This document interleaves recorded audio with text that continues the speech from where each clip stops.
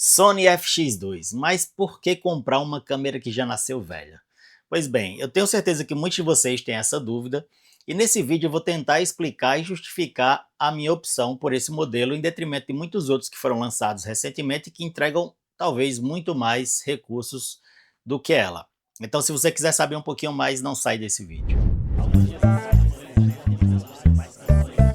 Mas afinal, por que uma FX2 em pleno 2026? Pois é, uma pergunta que eu tenho certeza que muitos de vocês fazem, porque é uma câmera que já nasce com uma proposta de 5 anos atrás, né? É reembalar o sensor da A7 IV, trazer umas melhorias em termos de software da A7C2 e também da FX3 e trazer o corpo Cine, com uma diferença que ele tem, o que um cooler que é muito mais efetivo do que da FX3, porque ele tem saídas adicionais, e trazer também uma coisa que eu acho que me faria falta se eu tivesse direto para a FX3, que seria o Viewfinder. Eu já tenho 42 anos de idade, a minha visão de 2 anos para cá ela deu uma degringolada muito grande. Eu faço muito evento. Fazer evento pressupõe você estar com a câmera pelo menos boa parte das 8 horas ou da duração do evento na mão. Então, depender de um monitor externo seria um peso a mais que no final do dia cansaria ainda mais. E confiar só na tela é complicado porque nem sempre você vai ter aquela perspectiva completa do quadro, da exposição. Além do mais, ele me dá mais um ponto de apoio para a estabilidade caso eu esteja com a câmera na mão. Eu sei que para muitos de vocês parece estranho uma coisa desse tamanho assim saindo da câmera, né? E ele não destaca, não é uma coisa removível. Mas até você usar. Confesso que muita gente que julgava mal esse recurso, quando pegou essa câmera na mão, eles perceberam que talvez fosse importante ter em outras. E ela tem muito mais da FX do que da 7.4, porque ela herdou apenas o sensor, mas eu creio que passou por alguma melhora técnica. Por quê? Porque ele faz 4K DCI, coisa que a 7.4 não faz, e ele tem o sistema CineEye, para você gravar em conjunto com as irmãs mais caras. Tem um argumento bastante válido que o engenheiro da Sony disse, que é o seguinte: se você usar essa câmera hoje como uma câmera B ou C, ou uma câmera K ou Crash Cam, para uma Venice ou Burano, e você tiver, por exemplo, usando lentes clássicas do cinema que em sua maioria são Super 35, ou seja, são lentes cropadas, na FX3 você não teria tanta facilidade. Por quê? Porque a FX3 não cropa sensor, essa cropa. Então eu posso simplesmente pegar uma lente anamórfica e colocar nessa câmera, e outra vantagem, ela tem o desqueeze. Eu sei que pode ser muito pouco para justificar ainda ter um crop, principalmente em 60 fps, mas é uma explicação. Então vamos explorar aqui agora um pouquinho dos detalhes dessa câmera, do corpo. Começando aqui pela parte mais externa, nós temos duas furações na parte de cima, uma furação na lateral direita e duas furações na parte de baixo. Isso aqui é muito bom porque não samba no plate quando você coloca no tripé. Aqui da parte esquerda nós temos outras diferenças, que a questão do microfone ser externo, assim como o fone de ouvido. O fabricante diz que tem impermeabilização, ou seja, não é por essas portas abertas que você vai perder sua câmera. Aqui ainda nós temos duas portas, uma USB mini e uma USB tipo C. Dessa USB tipo C é possível você controlar através do gimbal, através do monitor externo, através do seu celular também, que dá para configurar como se fosse um monitor externo, e também carregar a câmera. Aqui nós temos a porta HDMI full, assim como as suas duas irmãs, e o cage da FX30, FX3 não serve para essa, tá pessoal? Eu tinha um e tive que vender para comprar um novo. Aqui ainda na parte da frente nós temos um botão dedicado para REC, mas também é possível configurar para o que você bem entender.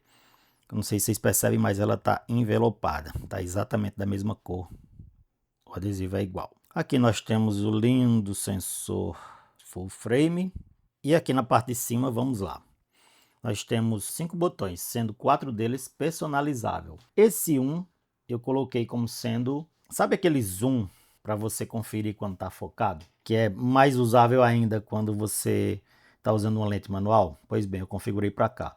No balanço de branco, que é o 2, eu não mexi, e no 3, que é ISO, eu fiz uma adaptação. Quando você pressiona e mantém pressionado, ele simplesmente alterna entre os ISOs de base, 800 e 4000. A gente fala mais na frente porque eu fiz isso, tá? Nesse manche aqui, que geralmente na 7.4 fica na parte de trás, e eu confesso que é mais usável do que aqui. Aqui é estranho de você operar, aqui está muito mais ao alcance do polegar. Aqui ele não funcionou tão bem, mas se você pressionar ele, eu coloquei para ele ativar e desativar o LUT. Aqui na parte de trás nós ainda temos um outro botão de atalho que é o 5, e nele eu configurei o crop de sensor, ou seja, deixar ele em Super 35. Temos o botão FN, que é muito comum em todas as câmeras da linha, e nós temos um botão Home, também diferentemente das suas irmãs FX, tá? E obviamente a outra grande diferença é o botão dedicado à fotografia. Vamos ligar aqui. Inclusive já apareceu aqui para vocês o menu Big Six, que é exatamente a herança das suas irmãs de cinema mais caras. E Big Six por quê?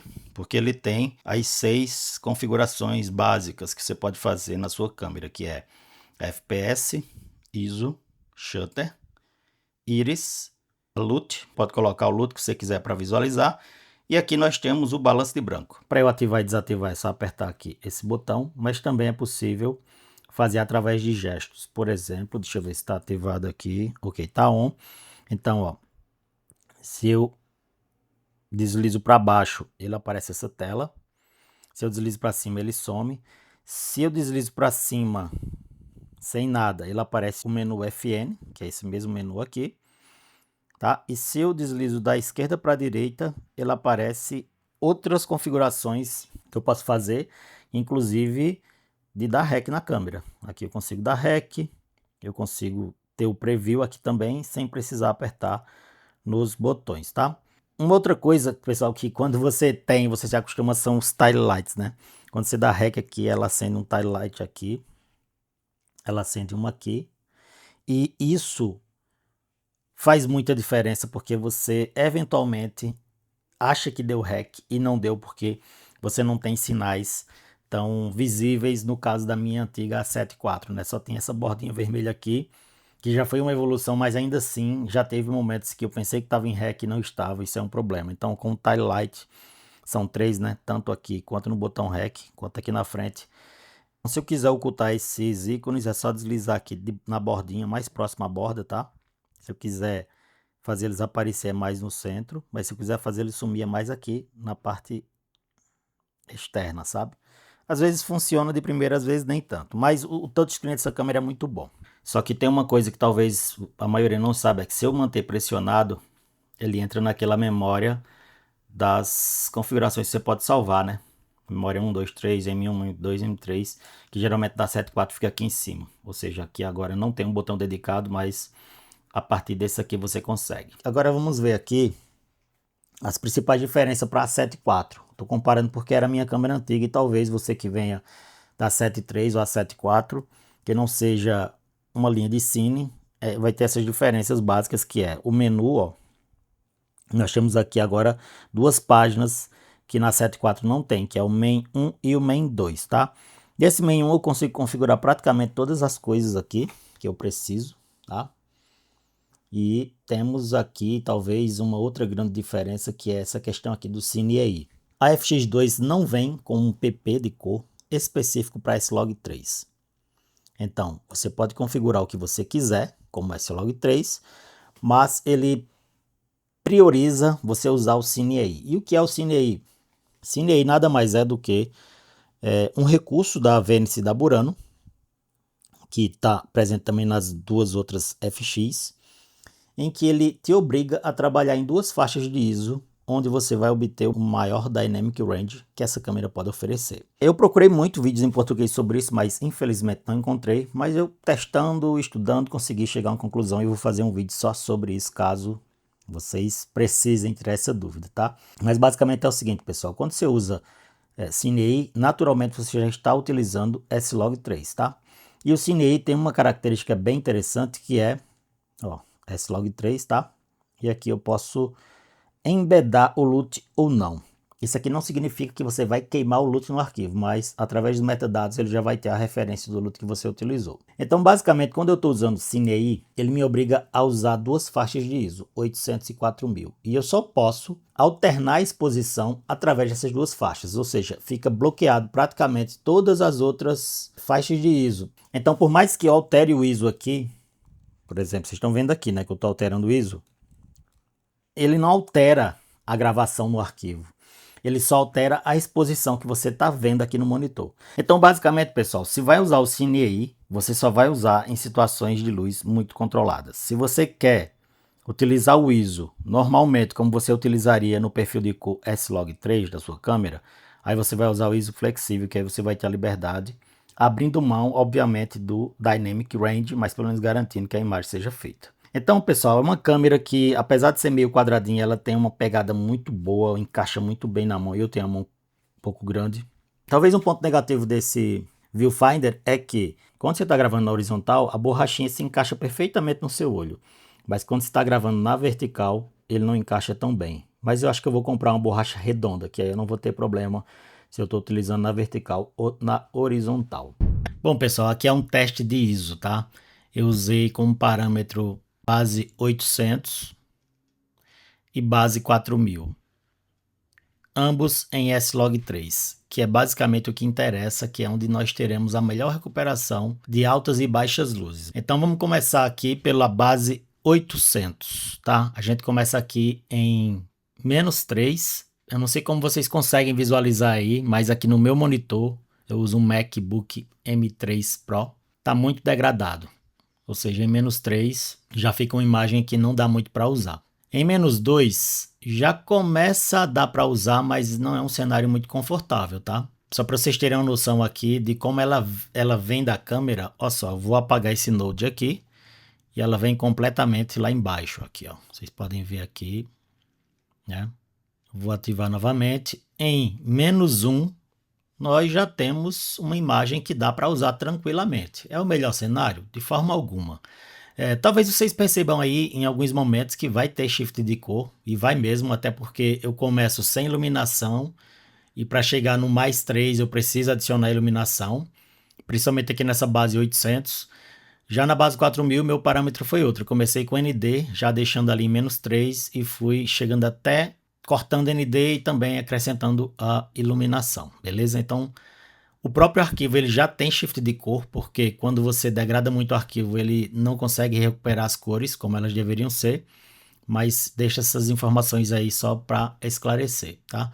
E aqui em 0, tranquilo, imagem super usável, né? Aqui, obviamente, eu estou numa situação de controle, apesar de que tem mistura de tons de cor aqui de Kelvin, mas o predominante aqui está na casa dos 5000 Kelvin, tá? E aqui nós vamos para +1.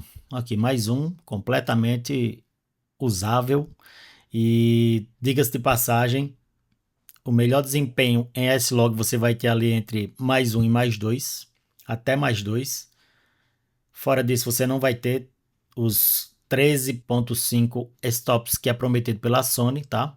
Então, para que você tenha esse desempenho máximo do sensor, você tem que estar ali com a exposição um pouco para a direita, entre +1 e +2, beleza? Aqui nós temos o +2, como vocês podem ver aqui, a mão dele não está clipada, né? Tá, todas as informações estão preservadas aqui. Vou desligar aqui também para vocês verem como ele vem, ó. A exposição vem perfeita aqui, como vocês podem ver aqui nos scopes ligada. Eu só fiz dar uma puxadinha um pouco para baixo, um pouco para cima, ó. Em +3, ainda usável, vou desligar aqui para vocês verem como ela veio, ou seja, já batendo aqui no teto, mas conseguindo recuperar tudo. Agora, obviamente, vocês percebem que a cor ela muda um pouquinho. E aqui nós vamos para -3 em ISO base 4000. Como vocês podem ver, é terrível. Olha, eu vou desligar aqui para vocês verem. Vem completamente lá embaixo, ó. Não é um arquivo que dá para usar. Em -2, vou desligar aqui também o Node para vocês verem. Realmente não dá para usar. Em -1 também já dá para usar, mas sabe, não é o melhor cenário. E aí nós vamos aqui agora para 0, mostrar para vocês como veio, tá? Ele não vem clipado, mas é um arquivo que sem dúvida dá para usar. Em +1, como ele vem, desliguei, ó, como ele já vem aqui totalmente dentro do razoável. Liguei só o tratamento mínimo aqui, só a correção mínima.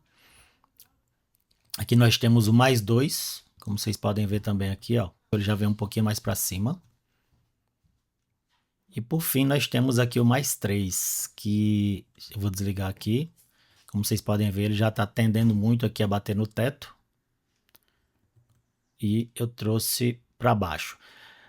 Mas já dá para perceber que talvez já degrada muito, não é um bom cenário utilizar mais 3, né? Se começar a piscar o mais 2 ali, já baixa o ISO, baixa a exposição, porque você vai ter alguma coisa, mas se for para ser um trabalho sério mesmo, você não vai conseguir ter uma boa recuperação. Agora vamos falar de uma outra coisa que é o autofoco. Toda a tecnologia de autofoco mais atual, e como vocês podem ver aqui, dificilmente ele perde, pessoal. E eu estou usando uma das lentes mais baratas que eu tenho, que é a Viltrox 20mm, e como vocês podem ver, realmente o foco chega numa suavidade muito agradável.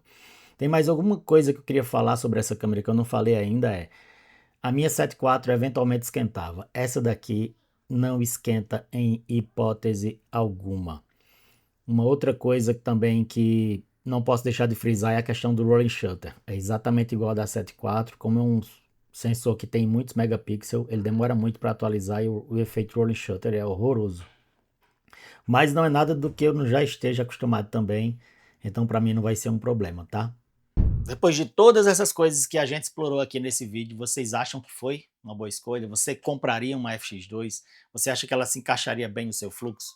Apesar de eu não ser um fotógrafo, apesar de eu não fotografar mais, em alguns momentos se faz necessário tirar algumas fotos, né?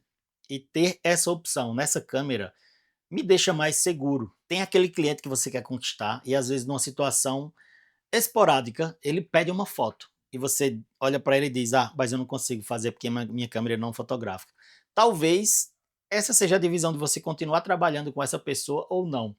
Então, se eu posso ter os 2 mundos em um corpo cine, por que não? O preço foi maravilhoso, peguei o Pyro 5 e essa câmera por 15.400. Tenho certeza que quando eu for me desfazer dela, daqui a 2, 3 anos, eu não vou perder dinheiro, até porque quando a gente trabalha com equipamento, ele se paga. Deixa esses comentários aqui embaixo se você gostou, se você não gostou, se você tem informação que pode complementar, talvez a dúvida de outra pessoa que venha a expressar aqui embaixo. O próximo vídeo vai ser sobre o rig dela, eu espero que vocês gostem também, eu vou deixar o máximo detalhado possível cada um dos acessórios que eu optei por usar e espero vê-los no próximo vídeo.